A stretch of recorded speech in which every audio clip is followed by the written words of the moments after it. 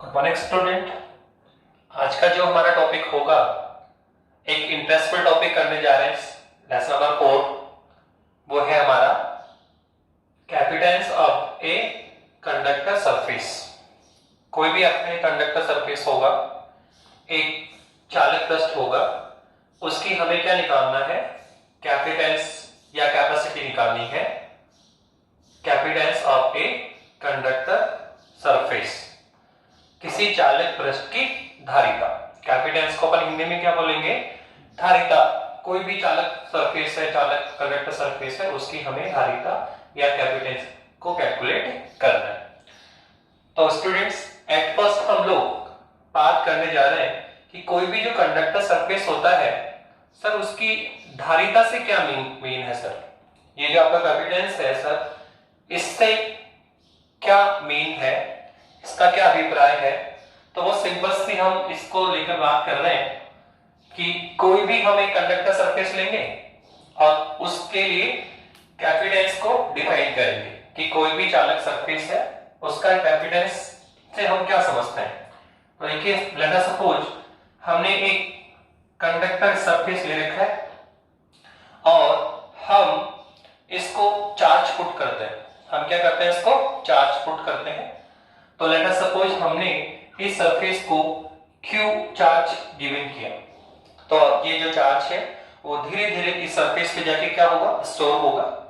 आप एक साथ किसी चार्ज को पुट नहीं कर सकते, छोटे छोटे अमाउंट में इस सरफेस पे जाकर ये स्टोर होता है। तो लेट अस सपोज हमने इस सरफेस को कितना चार्ज पुट किया है? Q। इनर्शियल इस पे चार्ज कितना था? 0। हम धीरे धीरे इसको क्या कर रहे हैं? चार्ज कर रहे हैं। तो जैसे ही सरफेस पे जो भी हम इस सरफेस को चार्ज दे रहे हैं सर, वो इस चार्ज इस सरफेस, ये जो आपका कंडक्टर सरफेस है, इसके सरफेस पर यूनिफॉर्मली डिस्ट्रीब्यूट हो जाएगा। क्या हो जाएगा सर? ये इसके सरफेस पर यूनिफॉर्मली डिस्ट्रीब्यूट होगा। पर सबसे इंपॉर्टेंट पार्ट ये है यहाँ पे कि जैसे जैसे हम इसको चार्ज पुट करेंगे तो हमें देखने को मिलेगा कि इस जो सरफेस है सर, इसका जो पोटेंशियल है सर, वो इंक्रीज होगा। इनर्शियल में चार्ज भी क्या था? 0। इसका पोटेंशियल भी क्या है? 0। पर जैसे जैसे हम इसको चार्ज गिवन करेंगे, इस पे चार्ज का जो अमाउंट है वो इंक्रीज होता चला जाएगा।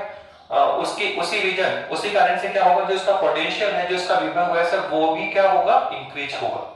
तो लेट अस सपोज हमने कितना चार्ज गिवन किया? Q।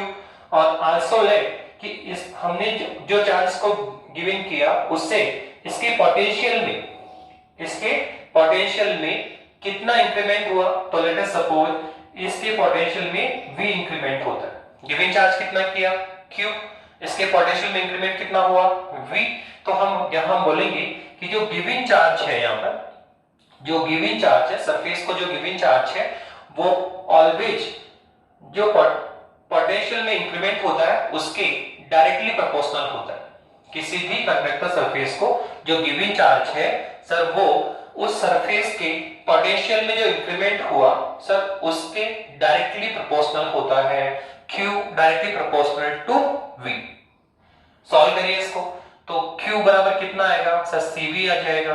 हियर अगर मैं इसको C के लिए सोल्व करूं तो C इक्वल कितना आएगा sir? Q upon V। Where हम डिफाइन कर सकते हैं कि सर यहां पर ये Q कौन है सर, ये V कौन है और सर ये C कौन है। तो सर हम ये तो जानते हैं सर Q कौन है। सर आपने बताया अभी अभी कि सर Q इस सरफेस को गिवन चार्ज है और सर V क्या है सर? इसके पोटेंशियल में कितना इंक्रीमेंट हुआ। तो Q कौन है सर? Q तो है given charge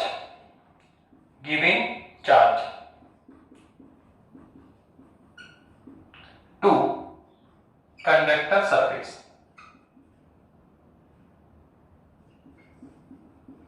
given charge to conductor surface. Now sir V क्या है सर? ये है increase in potential of conductor. क्या है? Increment of potential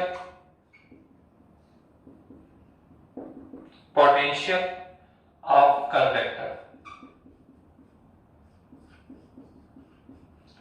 last finally sir ये सी कौन है?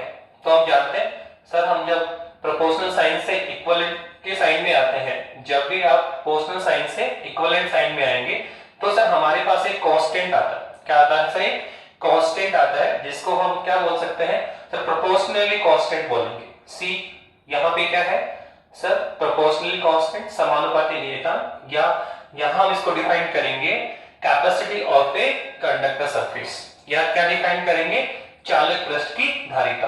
तो यहाँ पर जो ये सी है आपका, यहाँ पर जो ये सी है सर वो कौन है सर? ये है चालक पृष्ठ की धारिता, या बोलो आप कैपिटेंसी ऑफ द कंडक्टर सरफेस। कौन है सर ये? ये है कैपिटेंसी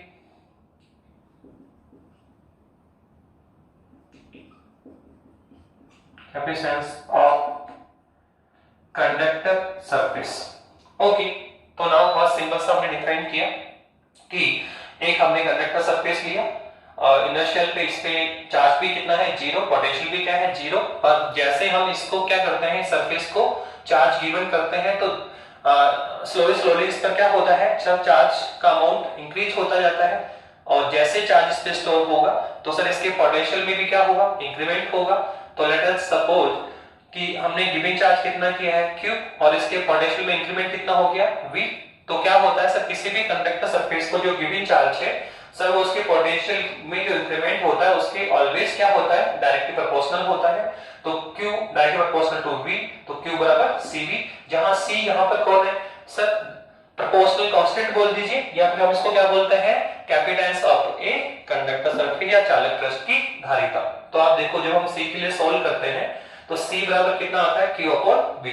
तो जो इक्वेशन 1 है, जो आपका इक्वेशन 1 है सर, वहां से हम जो धारिता है या जो capacitance of the conductor surface है सर, उसकी हम एक डेफिनेशन निकाल सकते हैं।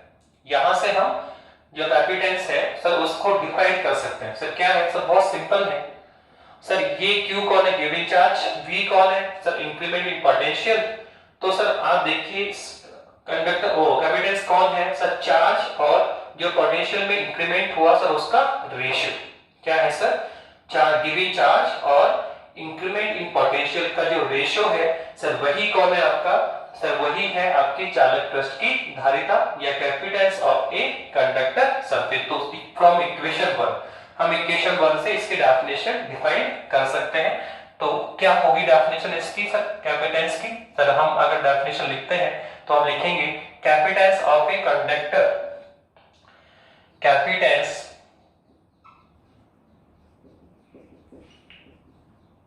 capacitance of a conductor is ratio of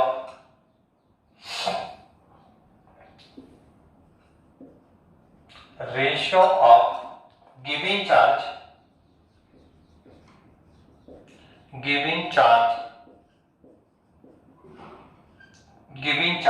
to conductor, giving charge and increment in potential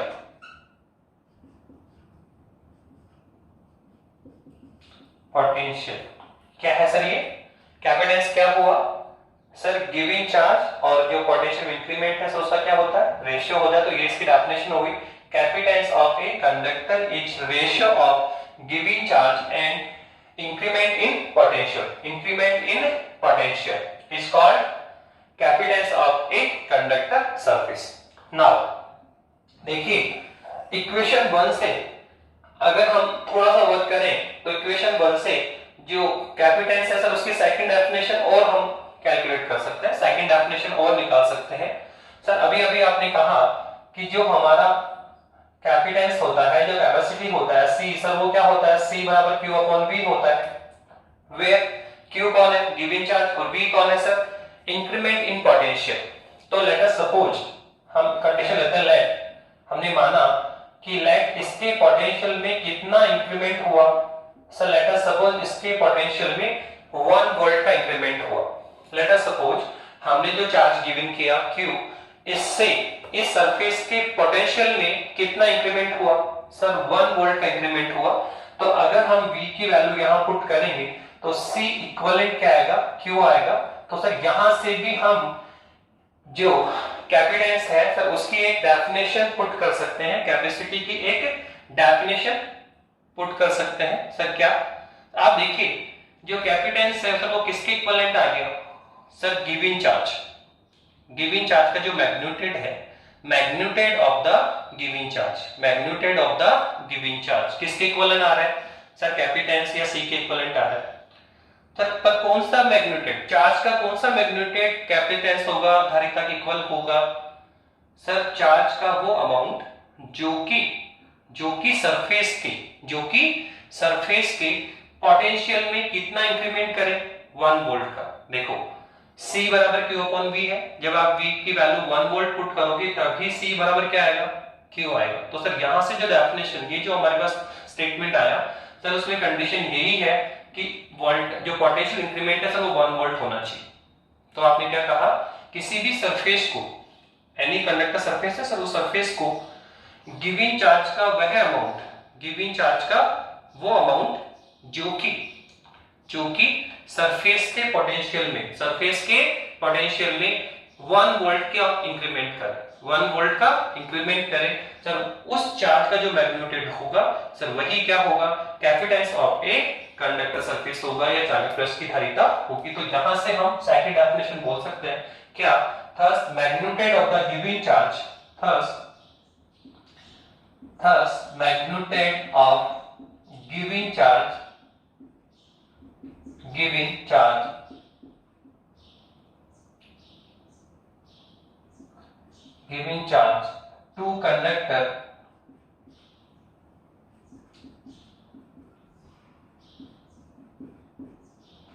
to conductor which increment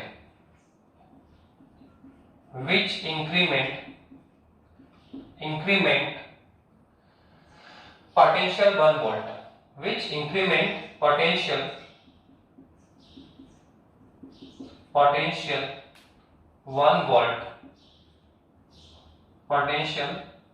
1 volt, is called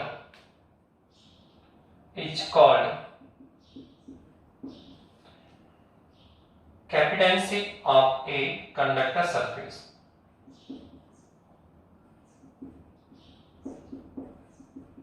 Capacitance of a conductor surface. Okay, तो देखो हमने जो धारिता है या जो कैपेसिटी है या जो कैपेसिटेंस है सर उसकी दो डेफिनेशन निकाली।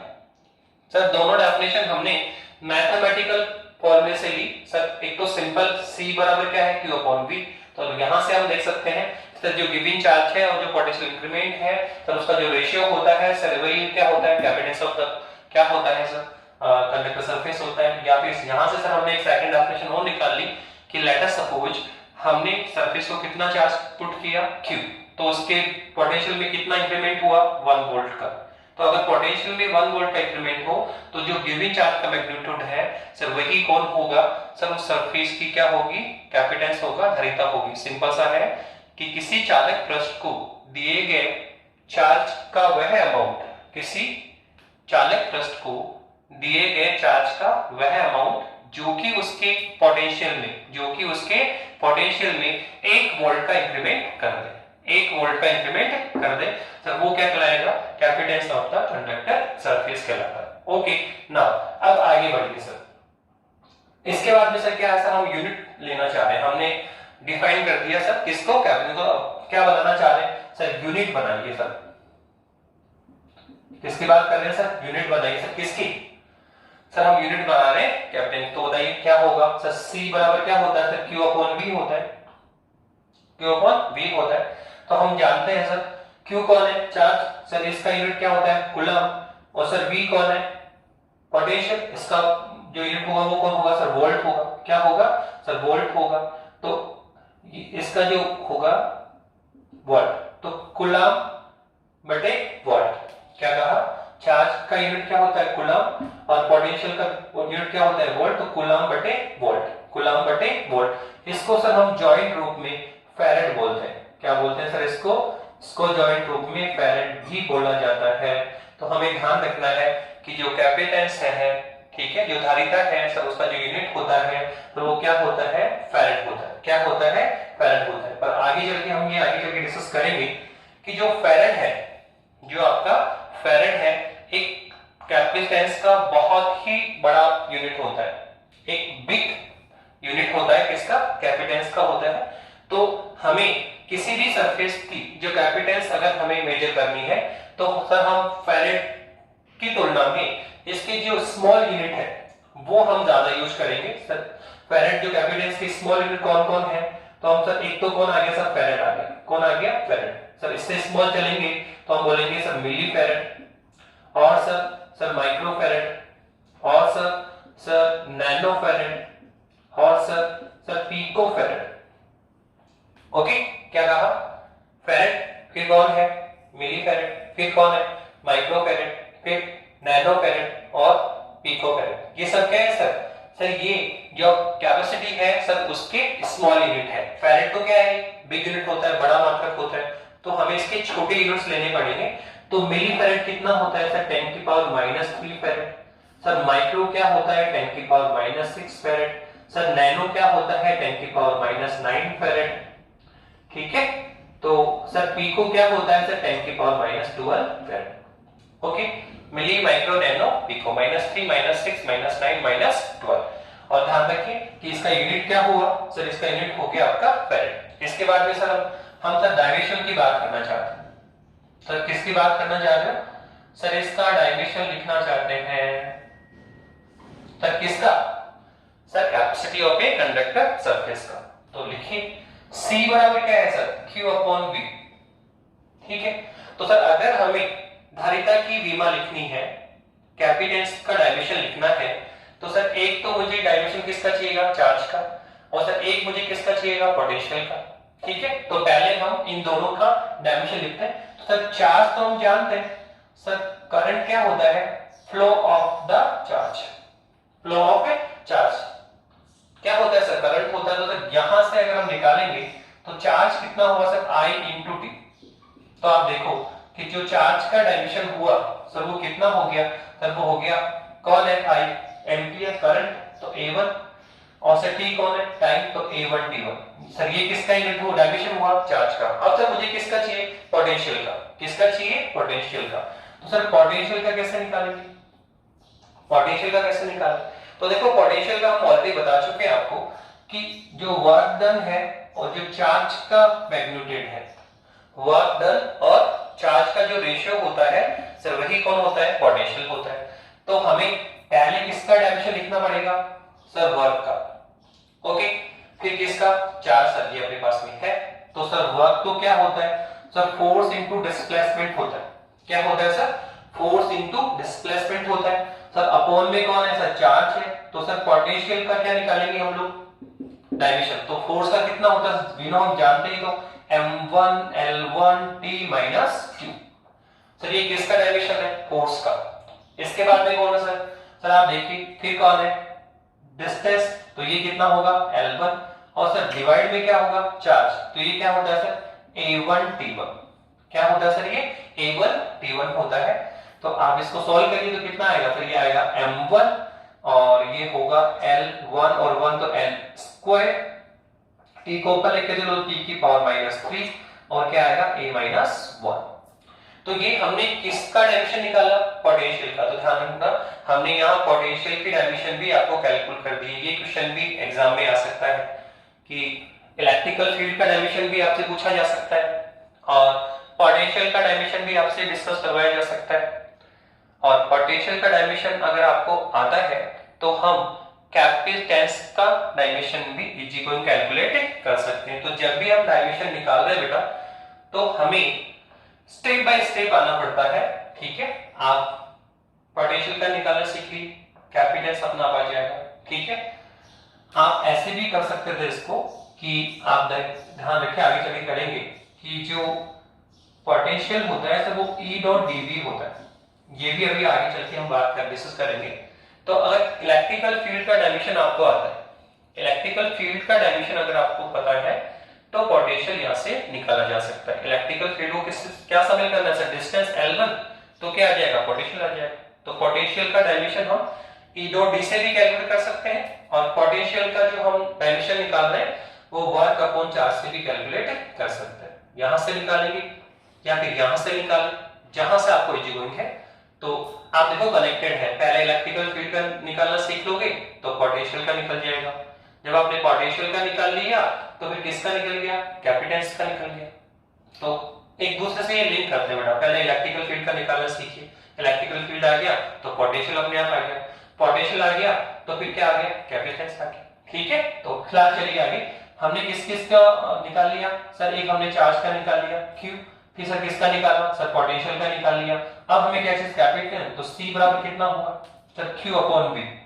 तो Q तो कितना है सर, ये है A1T1, और सर पोटेंशियल कितना निकाला सर, ये हमने निकाला M1 L² T-3 और A-1।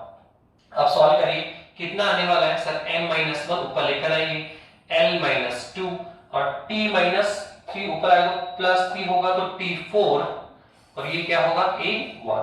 तो कुल मिला के हमने क्या निकाला, डायमेंशन ऑफ द कैपिटल्स। ठीक है, तो मैंने शॉर्ट समरी बताई कि किसी भी चालक सरफेस की कोई भी चालक प्रश्न से उसकी धारिता क्या होगी, तो बहुत सिंपल है, गिवन चार्ज और पोटेंशियल का रेशियो। गिवन चार्ज और पोटेंशियल का रेशियो जो होता है सर वही कैपिटल्स होता है। इसके बाद में सेकंड डेफिनेशन आप यहां से निकाल सकते हो कि अगर वोल्ट में कितनी इंक्रीमेंट हो 1 वोल्ट, तो जो मैग्नीट्यूड ऑफ गिवन चार्ज है वो भी क्या कहलाता है, कैपिटल कहलाता है। इसका यूनिट क्या होगा सर, कूलम बटे वोल्ट, या इसको क्या बोलते हैं, फैरेड बोलते हैं। फैरेड की छोटी मात्रा कौन है sir, milli micro nano pico farad है। और लास्ट में हमने क्या निकाल लिया, डायमेंशन निकाल लिया। क्या निकाल लिया, डायमेंशन निकाल लिया। ओके, एक्चुअल में ये जो हमने अभी डेफिनेशन ऑफ द कैपेसिटेंस देखा सर, ये मैथमेटिकल फॉर्म की बात कर रहे हैं। अगर एक्चुअल में हम इसका फिजिकल मीनिंग समझे कि सर एक्चुअल में है क्या सर, क्या है सर कैपेसिटेंस, किसी भी सरफेस की कैपेसिटेंस से आप क्या समझते हो, चालक पृष्ठ की धारिता से आप क्या समझते हो। तो बेटा एक सिंपल सा हम बोलना चाहेंगे कि जो आप जानते हैं कोई कंडक्टर सरफेस है तो डेफिनेटली हम उसको चार्ज कर सकते हैं, हम उसको चार्ज गिवन कर सकते हैं। जो हम चार्ज गिवन करेंगे तो वो उसके सरफेस पे यूनिफॉर्मली डिस्ट्रीब्यूट होता है। हम बता चुके हैं आपको कि कंडक्टर सरफेस है तो जो चार्ज है वो किस पे डिस्ट्रीब्यूट होता है सर, सरफेस पे। नॉन कंडक्टर सरफेस है तो सर चार्ज किस में डिस्ट्रीब्यूट होगा सर, उसके वॉल्यूम में जाके डिस्ट्रीब्यूट होगा। तो हम कह रहे हैं कि सर जो भी कंडक्टर सरफेस होता है सर उसको हम चार्ज गिवन करते हैं, और जो गिवन चार्ज है सर वो उसके सरफेस पे जाके स्टोर हो जाता है। तो एक्चुअल में सर कैपेसिटेंस है क्या सरफेस का, तो सिंपल सी बात बोले कि कोई भी जो कंडक्टर सरफेस है हमारे पास चार्ज का कितना अमाउंट एब्जॉर्ब कर सकता है, कोई भी कंडक्टर सरफेस चार्ज का कितना मैक्सिमम अमाउंट, कितना चार्ज अपने ऊपर स्टोर कर सकता है सर, वो जो वैल्यू है सर वही कहलाती है capacitance of a conductor surface. बहुत सिंपल से बताया मैंने आपको, कोई भी कंडक्टर सरफेस है वो अपने ऊपर कितना चार्ज का अमाउंट स्टोर कर सकता है। अगर कोई कंडक्टर सरफेस ज्यादा चार्ज अपने ऊपर स्टोर कर रहा है तो हम बोलेंगे कि उस कंडक्टर सरफेस की जो कैपेसिटी है, जो धारिता है सर वो क्या होगी, ज्यादा होगी। और यदि कोई कंडक्टर सरफेस चार्ज का कम अमाउंट अपने पर स्टोर कर रहा है, कम चार्ज को अपने ऊपर स्टोर कर पाता है, तो हम कहेंगे कि उस जो सरफेस है, उस जो कंडक्टर सरफेस है सर उसकी जो कैपेसिटी है या जो धारिता है सर वो क्या होगी, कम होगी। तो बहुत अपने अगर इनवर्ट्स हम अपने शब्दों में कहें तो बहुत सिंपल सी डेफिनेशन है, किसी चालक पृष्ठ के आवेश ग्रहण करने की क्षमता, कैपेबिलिटी ऑफ रिसीविंग चार्ज। क्या डेफिनेशन होगी, capability of receiving charge of any conductor surface is called capacitance of a surface. Capacitance of a surface, किसी चालक पृष्ठ के आवेश ग्रहण करने की क्षमता, किसी चालक पृष्ठ के आवेश ग्रहण करने की जो क्षमता होती है, जो कैपेबिलिटी होती है, कोई कंडक्टर हमसे कितना चार्ज एब्जॉर्ब कर सकता है, कितना चार्ज हमसे ले सकता है सर, वही क्या कहलाती है सर, कैपेसिटेंस भी कहलाता है। तो सेकंड एक तरफ हम ये भी कह सकते हैं, क्या कह सकते हैं, the capability of the capability of receiving charge by a conductor is called capacitance of the conductor surface. Okay, तो मैंने बता दिया आपको, यहां से डिफाइन कर सकते हो, फिर यहां से डिफाइन कर सकते हो, और लास्ट एंड फाइनल हमने बोला बहुत सिंपल सी डेफिनेशन बोली, क्या बहुत सिंपल बोला हमने, the capability of receiving charge, the capability of receiving charge by the conductor is called capacitance of a conductor surface. Okay, now अब हम आगे चलना चाह रहे हैं, ठीक है।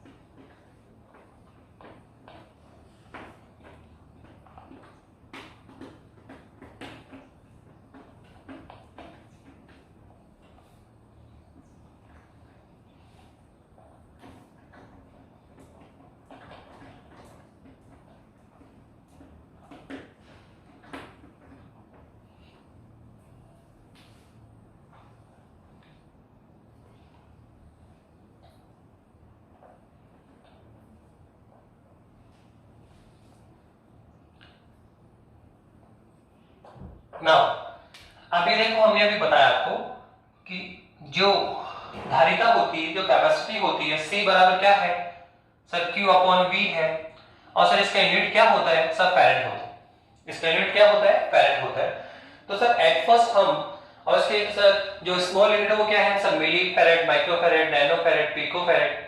तो कई बार एग्जाम में क्वेश्चन डिफाइंड होता है कि डिफाइंड 1 फैरेड, डिफाइंड 1 फैरेड। हम किसको डिफाइन करना चाह रहे हैं सर, 1 फैरेड को डिफाइन करिए सर आप, 1 फैरेड की डेफिनेशन दीजिए सर आप। तो कैसे देंगे, किस तरह से देंगे, तो बहुत सिंपल सा है, C बराबर क्या है, Q अपॉन V, और इसका यूनिट क्या है सर, फैरेड। तो आप मान लो लेट गिवन चार्ज कितना है, 1 कूलम। ये जो हमारे पास सरफेस है सर, इसको हमने कितना चार्ज दिया, 1 कूलम चार्ज दिया। इस सरफेस को हम कितना चार्ज दे रहे हैं सर, 1 कूलम चार्ज दे रहे हैं। तो 1 कूलम चार्ज पुट करने के साथ also लेट कि लेट अस सपोज इसके पोटेंशियल में कितना इंक्रीमेंट हुआ, 1 वोल्ट का। कितना इंक्रीमेंट हुआ सर, 1 वोल्ट का इंक्रीमेंट हो। किसी भी कंडक्टर सरफेस को 1 कूलम चार्ज गिवन करने पर यदि उसके पोटेंशियल में 1 वोल्ट का इंक्रीमेंट हो, कितना हो, 1 वोल्ट का इंक्रीमेंट हो, तो हमें क्या मिलेगा बताइए सर, C बराबर कितना होगा सर, आप देखिए C बराबर तो Q अपॉन V होता है। तो Q कितना है, 1 कूलम। सर पोटेंशियल कितना है, 1 वोल्ट। तो सर ये क्या होगा सर, आप देखिए 1 और पोटेंशियल भी कितना है, 1। तो हमारे पास C की वैल्यू कितनी आएगी, 1 फैरेड। C की वैल्यू कितनी आएगी सर, 1 फैरेड। तो आप यहां से 1 फैरेड को डिफाइन कर सकते हैं। यहां से हम क्या कर सकते हैं सर, 1 फैरेड को डिफाइन कर सकते हैं। बहुत सिंपल सी डेफिनेशन आ रही है, बहुत सिंपल सी डेफिनेशन आ रही है कि किसी भी कंडक्टर सरफेस को अगर हम 1 कूलम चार्ज गिवन करें, 1 कूलम चार्ज गिवन करने के साथ यदि उस सरफेस के पोटेंशियल में 1 वोल्ट का इंक्रीमेंट हो, कितना हो, 1 वोल्ट का इंक्रीमेंट हो, देन उस कंडक्टर सरफेस की जो कैपेसिटी होगी, या कैपेसिटेंस होगा सर, उसको हम क्या बोलेंगे, 1 फैरेड कॉल्ड करेंगे। क्या बोलेंगे सर, उसको हम क्या कॉल्ड करेंगे, is called 1 farad. Capacitance of conductor surface is called 1 farad. बहुत सिंपल सा है, किसी कंडक्टर सरफेस को 1 कूलम चार्ज गिवन करने पर यदि उसके पोटेंशियल में उसके पोटेंशियल में 1 वोल्ट का इंक्रीमेंट हो, तो इस सरफेस की जो कैपेसिटी होगी उसे हम क्या कॉल्ड करेंगे सर, उसे हम 1 फैरेड कॉल्ड करेंगे। तो 1 फैरेड की क्या डेफिनेशन आई सर, 1 फैरेड डेफिनेशन आई। थर्स यहां से हम कह सकते हैं, यहां से क्या रिजल्ट निकल रहा है, thus if y given 1 charge to any conductor, क्या कहा, thus if by giving thus यहां से रिजल्ट निकाल रहे हैं। Thus if by giving 1 coulomb charge, coulomb, thus if by giving 1 coulomb charge to any conductor surface, ठीक है, किसी भी कंडक्टर सरफेस को 1 कूलम चार्ज देने के साथ, 1 कूलम चार्ज देने के साथ, if its potential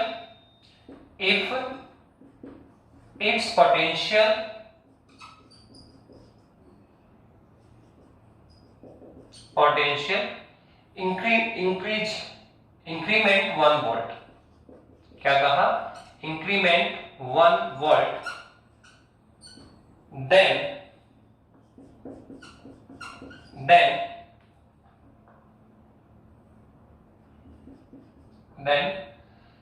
capacitance of a conductor surface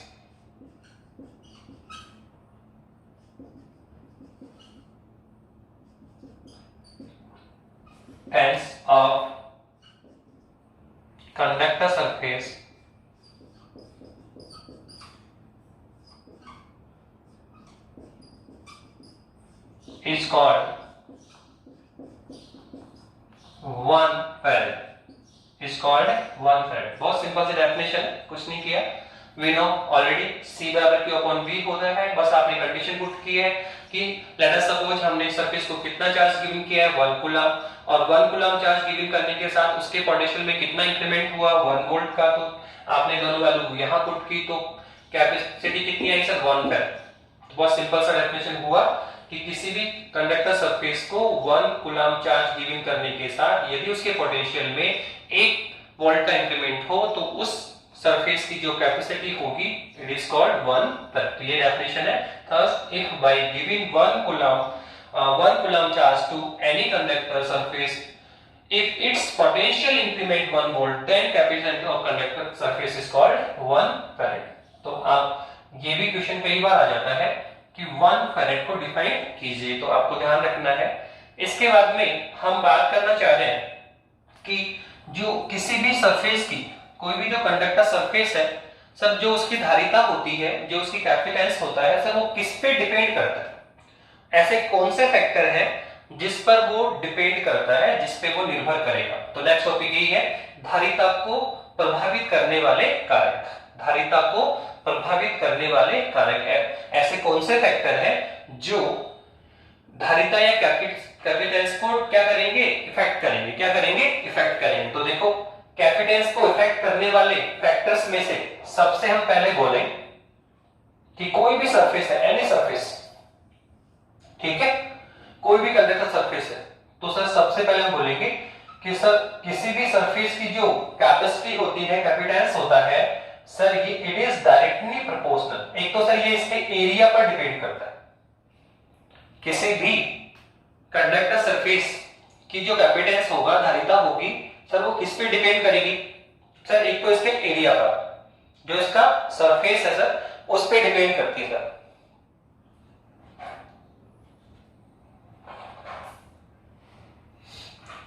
क्या कहा सर, कोई भी सरफेस है आपका सर, उसकी जो कैपेसिटेंस है तो वो किस पे डिपेंड करती है। तो सबसे पहले बोलेंगे कि सर जो ये सरफेस है उसका जो एरिया है, जो उसका सरफेस एरिया है सर, वो किसको प्रभावित करता है, किसको अफेक्ट करता है सर, इसकी कैपेसिटेंस या इसकी धारिता को प्रभावित करता है। ठीक है सर, कैसे, तो ऑलवेज ध्यान रखिए कि जो कैपेसिटी ऑफ कंडक्टर सरफेस होता है वो इसके एरिया के डायरेक्टली प्रोपोर्शनल होता है। किसी भी कंडक्टर सरफेस की जो कैपेसिटेंस है सर, वो उसके एरिया के डायरेक्टली प्रोपोर्शनल होता है। इसका क्या मीन हुआ, इसका मीन ये हुआ कि यदि जो कंडक्टर सरफेस है उसका एरिया कम है, उसका एरिया क्या है, कम है, तो उसकी जो कैपेसिटेंस होगा सर वो भी क्या होगा, कम होगा। और यदि सरफेस का एरिया क्या है, ज्यादा है, सरफेस का एरिया क्या है, ज्यादा है, तो डेफिनेटली जो उसका कैपेसिटेंस है सर वो भी क्या होगा, ज्यादा। बहुत सिंपल सा है कि जैसे हमने फर्स्ट सरफेस के लिए लिखा है और सर सेकंड सरफेस हमने ये ले लिया, तो आप देखो सरफेस A1 और A2 में क्या डिफरेंस दिख रहा है? बहुत सिंपल है सर, जो पहला सरफेस आपने देखा है सर वहां सरफेस एरिया क्या है? कम है। जो सेकंड सरफेस आपने लिया तो उसका सरफेस एरिया क्या है? ज्यादा है। तो अगर हम इस कंडीशन पे बात करें तो सर इसकी जो कैपिटेंस है वो क्या होगी? कम होगी, क्योंकि सर इसका एरिया कम है।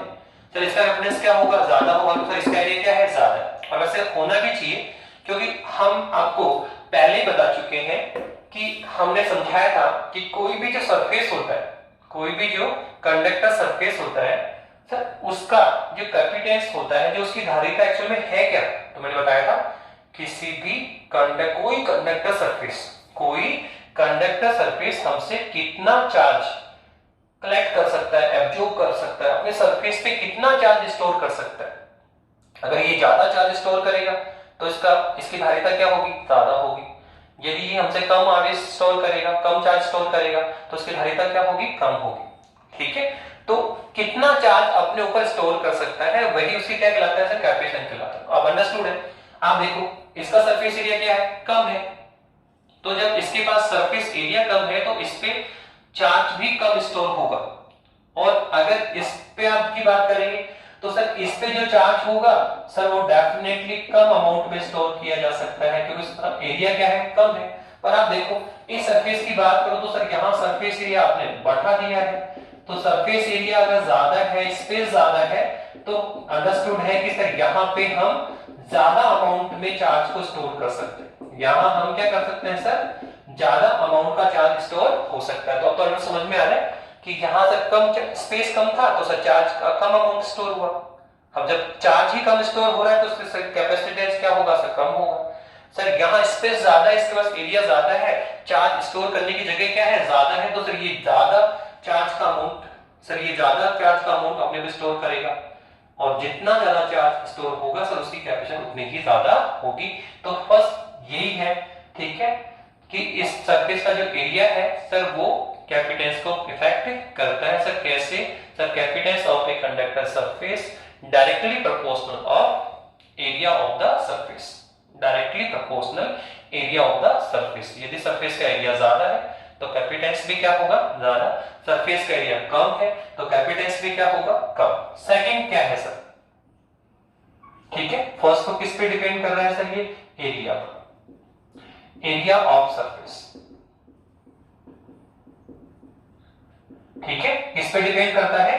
एरिया ऑफ द सरफेस पे डिपेंड करता है। सर सेकंड सर ये जो कैपेसिटेंस है सर किस पे डिपेंड करता है? तो हम बोलेंगे मीडियम पे भी डिपेंड करता है कि ये जो सरफेस है सर वो उसके सराउंडिंग कौन सा मीडियम है? वो एयर मीडियम में है या वाटर में है या ग्लास में है, उसके सराउंडिंग कौन सा मीडियम है, कौन से मीडियम में वो रखा हुआ है, तो मीडियम भी उसको अफेक्ट करेगा। तो अब सेकंड टॉपिक होगा सर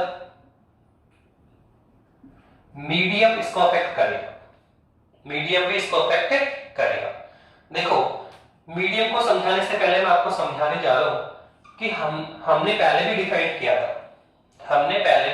किया था। हम सिंपल बोले तो ये बोलेंगे कि सर जो कैपेसिटेंस है सर वो एक्सएलएन आर के डायरेक्टली प्रोपोर्शनल होता है। ये लो डिपेंडेंट तो हमने बता भी दिया कि मीडियम किस प्रकार से कैपेसिटेंस को इफेक्ट करेगा। जो धारिता है वो एक्सएलएन आर के क्या है? डायरेक्टली प्रोपोर्शनल है। इसका मीन क्या हुआ कि ऐसा मीडियम जिसके लिए एक्सएलएन आर का मान क्या है? ज्यादा है, उसके लिए कैपेसिटेंस भी क्या होगी? ज्यादा होगी। और ऐसा मीडियम जिसके लिए एक्सएलएन आर का मान क्या है? कम है, तो उसकी कैपेसिटेंस भी क्या होगी? कम होगी। तो आप देखिए कि जो कैपेसिटेंस है वो एरिया के डायरेक्टली प्रोपोर्शनल है और ये जो आपका एक्सएलएन आर है सर उसके भी डायरेक्टली प्रोपोर्शनल है। पहले इसको समझिए सर एक्सएलएन आर है को। तो देखो हम 3 फैक्टर डिफाइन करें, एक तो होता है एक्सएलएन नॉट, एक होता है एक्सएलएन और एक होता है सर एक्सएलएन आर। क्या होता है सर?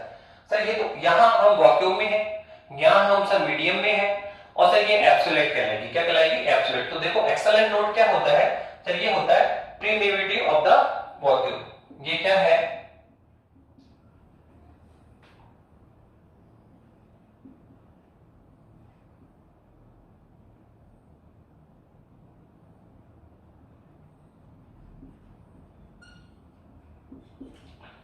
ये प्रीमिटिविटी होता है, किसकी होती है सर? प्रीमिटिविटी किसकी है sir? प्रीमिटिविटी of vacuum.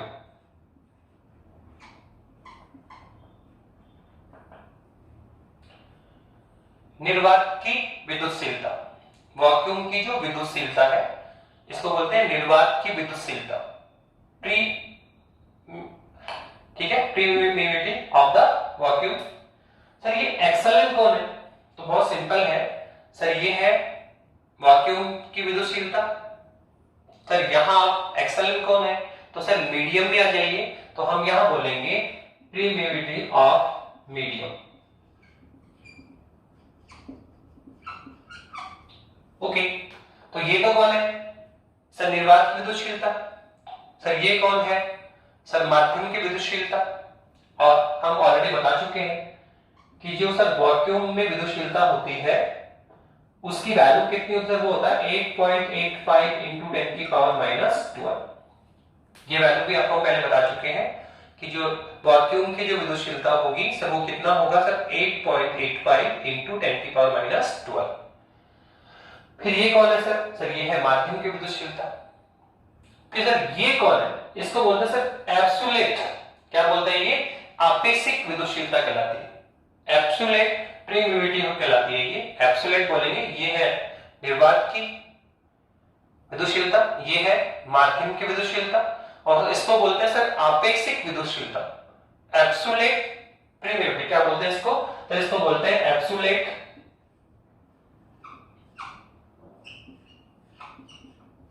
Absolute pre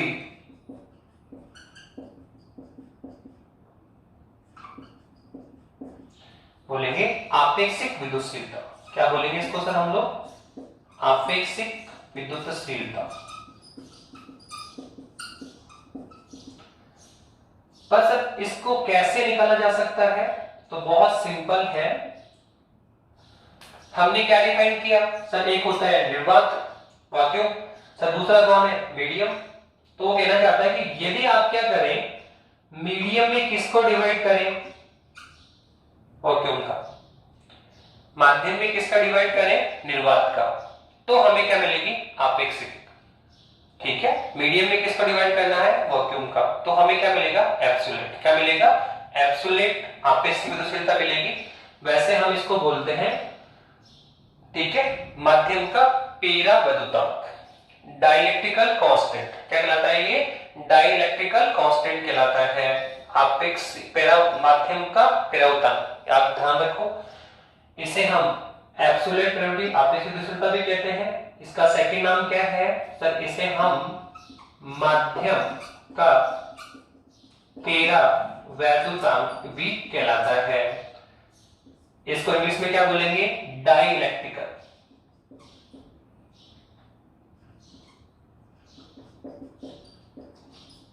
constant.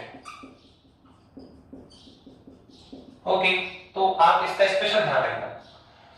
इसको समझने के लिए हमें यहां पे समझाना पड़ेगा कि सर एक एक्सएलएम नॉट होता है, सर एक एक्सएलएम होता है, एक एक्सएलएम आर होता है। सर ये निर्वात की विद्युतशीलता, ये माध्यम की विद्युतशीलता, और माध्यम में मीडियम में किसका डिवाइड करो सर? निर्वात का। तो हमें क्या मिलेगा? आपेक्षिक मिलेगी या एब्सोल्यूट मिलेगी। इसको हम सेकंड मीनिंग क्या बोलते हैं सर? इसे माध्यम का पेरावैद्युतांक भी कहा गया, इसे बोलते हैं डाइलेक्ट्रिकल कांस्टेंट भी कहा जाता है। तो आप देखो कि जो कैपेसिटेंस है वो सर वो किस पे डिपेंड कर रहा है?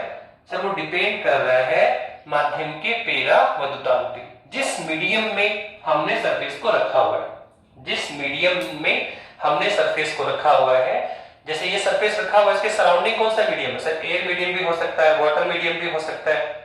तो जो इसके सराउंडिंग मीडियम है सर, उसका जो पेरावैद्युतांक है, जो उसका डाइलेक्ट्रिकल कांस्टेंट है, डाइलेक्ट्रिकल कांस्टेंट है सर, उसकी वैल्यू क्या है? अगर डाइलेक्ट्रिकल कांस्टेंट की वैल्यू ज्यादा है, माध्यम के पेरावैद्युतांक की वैल्यू क्या है? ज्यादा है, तो धारिता या कैपेसिटेंस भी क्या होगा? ज्यादा।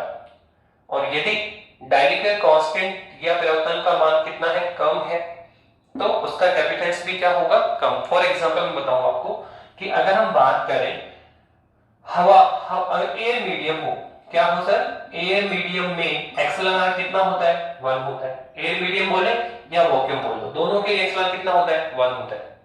लेकिन अगर हम किसकी बात करें सर पानी की बात करें, वाटर की बात करें तो सर इसके लिए 81 होता है। अगर हम अभ्रक की बात करें उसके लिए कितना होता है, 6 होता है। तो आप देखिए अलग अलग मीडियम के लिए, अलग अलग माध्यम के लिए जो डायलेक्ट्रिकल कांस्टेंट होता है या जो माध्यम का व्यवधान होता है, तो उसकी वैल्यू भी क्या है, अलग अलग है। एयर में कितना है 1, वाटर में जाओगे तो कितना होगा 81, सर अभ्रक में चलो तो कितना होगा 6 होगा। और आप देखें कि जो मेटल होते हैं, जो धातुएं होती है आपकी, मेटल होता है गोल्ड, सिल्वर, एल्यूमिनियम, आयरन, ये जितने भी सर मेटल हैं, सर मेटल के लिए जो एक्सेलन आर है सर वो इनफाइनाइट होता है।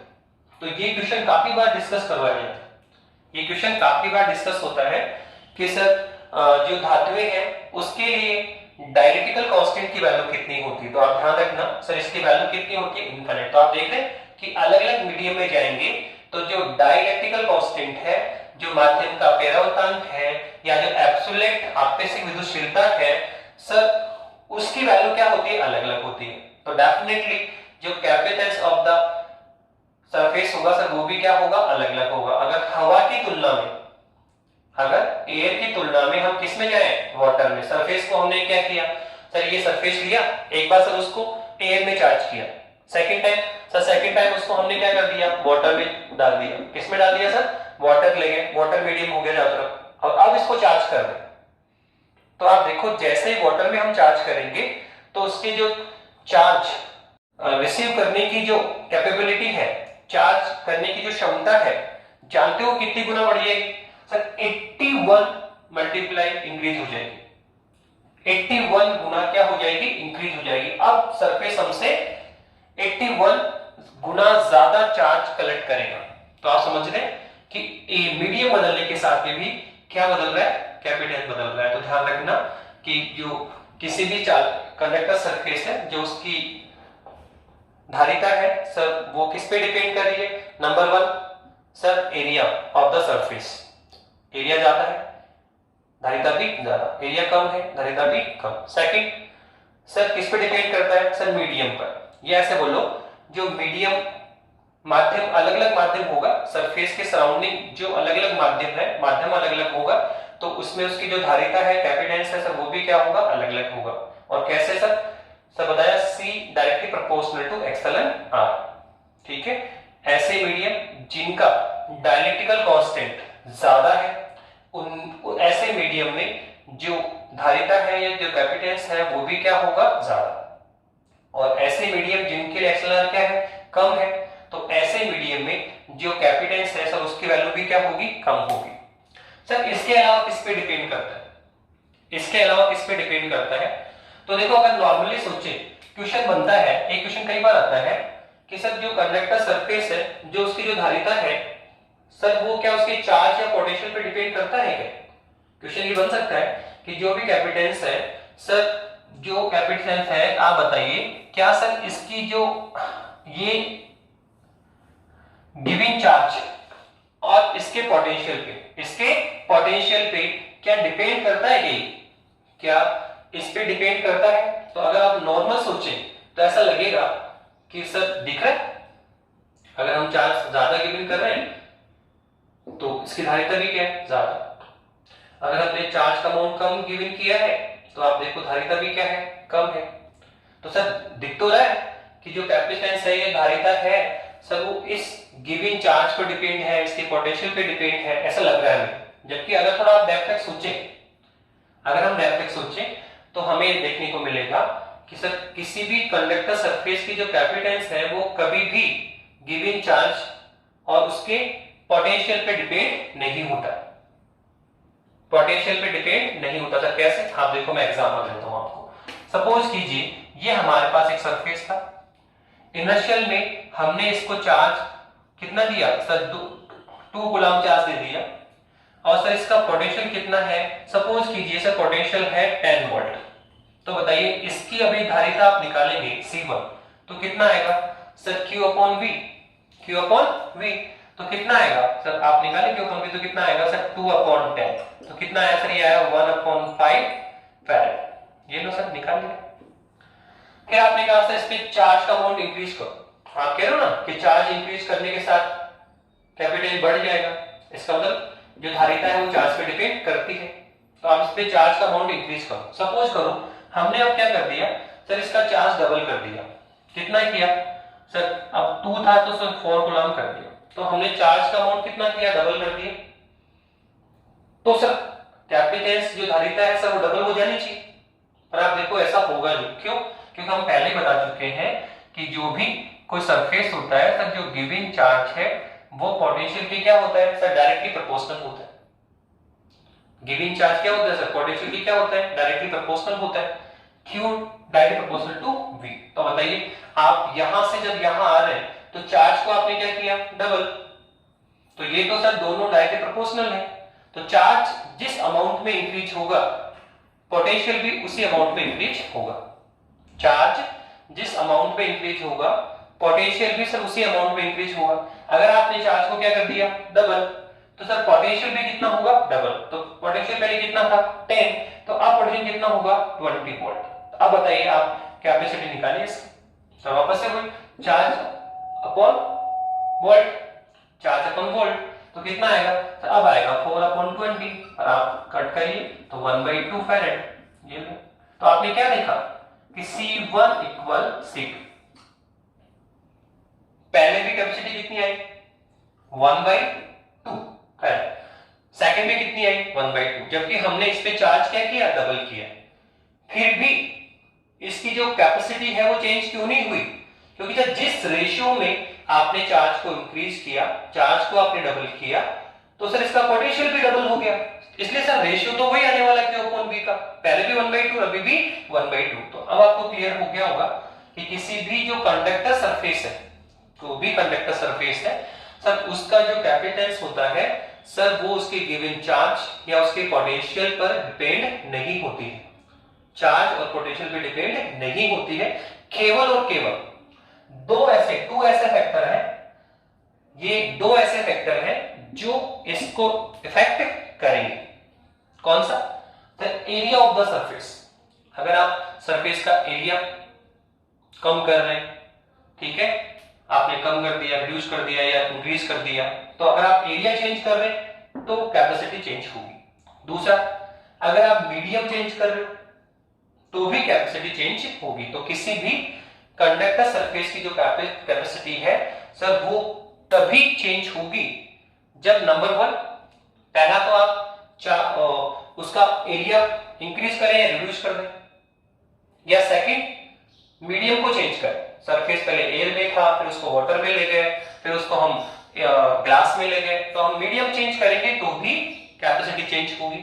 और अगर हम एरिया चेंज करेंगे तो भी कैपेसिटी चेंज होगी। लेकिन अगर आपने ना तो एरिया चेंज किया है ना आपने मीडियम चेंज किया है, तो डेफिनेटली ध्यान रखना इस केस में सरफेस की कैपेसिटी चेंज नहीं होगी। और सबसे इंपॉर्टेंट बात बता दी मैंने कि जो कैपेसिटी है वो गिवन चार्ज और पोटेंशियल पे डिपेंड नहीं होती। ओके ना, तो ये हमने कैपेसिटी को लेके बेसिक बात की कि कैपेसिटी की डेफिनेशन क्या है, उसका यूनिट मात्रक क्या है, फैरेड को डिफाइन किया, उसके बाद डायमेंशन निकाल दिया, और एक लास्ट में टॉपिक किया कि जो कैपेसिटी ऑफ कंडक्टर सरफेस है सर वो किस पे डिपेंड होती है।